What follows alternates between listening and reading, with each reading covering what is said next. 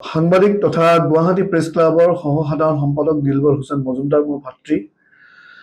ইতিমধ্যে আমি গম পাইছোঁ যে তেখেতক আটক কৰা হৈছিল আৰু ইতিমধ্যে তেখেতক গ্ৰেপ্তাৰ কৰা হৈছে। এটা বেংকৰ বাতৰি পৰিৱেশন কৰিবলৈ গৈ বেংকৰ মেনেজাৰক কিছু প্ৰশ্ন সুধিছিলে আৰু সেই প্ৰশ্ন সোধাটোৱে তেখেতৰ জীৱনত টাৰ্গেট হ'ল নেকি না কিবা বেলেগ কাৰণ সন্নিৱিষ্ট হৈ আছে এই দিলবৰ হুছেইন মজুমদাৰক গ্ৰেপ্তাৰ কৰাৰ পিছফালে আমি বুজিব পৰা নাই। তেখেতক গ্ৰেপ্তাৰ কৰা ঘটনাত আমি ধুবুৰী প্ৰেছ ক্লাবে এই সমগ্ৰ ঘটনাৱলীক তীব্ৰ ভাষাৰে গৰিহণা দিছোঁ আৰু গণতন্ত্ৰৰ যি চতুৰ্থ স্তম্ভ বুলি কোৱা সেই গণতন্ত্ৰৰ চতুৰ্থ স্তম্ভ ক'ৰবাত নহয় ক'ৰবাত আজিৰ দিনটোত খুব সাংঘাতিকভাৱে আঘাত হানা হৈছে।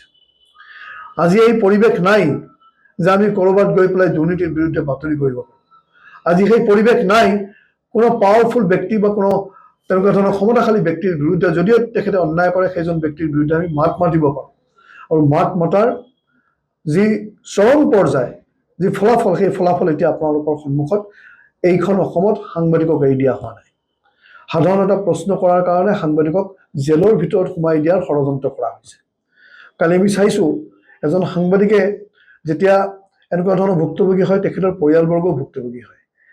আজি এই মুহূৰ্তত আমাৰ ৰমজান মাহ চলি আছে আৰু কালি আমি এটা বস্তু প্ৰত্যক্ষ কৰিছোঁ এই ৰমজান মাহত নিশাৰ ভাগত দিলবৰ হুছেইন মজুমদাৰৰ পত্নী পাণবজাৰ থানাত কিমান বাৰ যোৱা অহা কৰিছে, নিশা কিমানটালৈকে তাতে বহি আছিলে।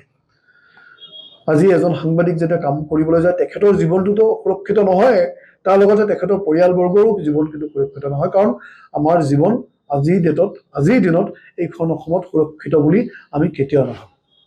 আমি হুংকাৰ দিছোঁ, আমি দাবী জনাইছোঁ যে অনতিপলমে দিলবৰ হুছেইন মজুমদাৰক বিনা চুক্তিত তেখেতক মুক্তি দিয়া হওক আৰু আগৰ পৰা দাবী এটা আমাৰ আছিলে যে সাংবাদিক সুৰক্ষাৰ ব্যৱস্থা কৰক এইখন অসম চৰকাৰে।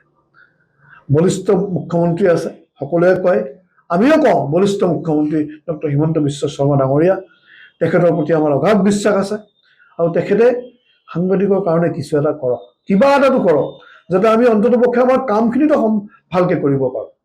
কাৰোবাক সমালোচনা কৰিলেই ভুল কৰা নহয়, সমালোচনা আমাৰ সমাজৰ এটা অংগ।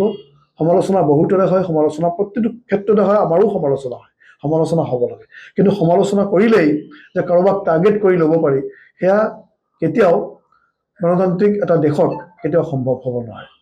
আৰু যাৰ বাবে আমি বাৰম্বাৰে দাবী উত্থাপিত কৰিছোঁ তেখেতক বিনা চুক্তিত মুক্তি দিয়া হওক, অন্যথায় ধুবুৰীৰ প্ৰতিজন সাংবাদিক ৰাজবাটত ওলাই আহিবলৈ বাধ্য হ'ব। আমি গণতান্ত্ৰিক পদ্ধতিৰে প্ৰতিবাদ সাব্যস্ত কৰিবলৈ বাধ্য হ'ম।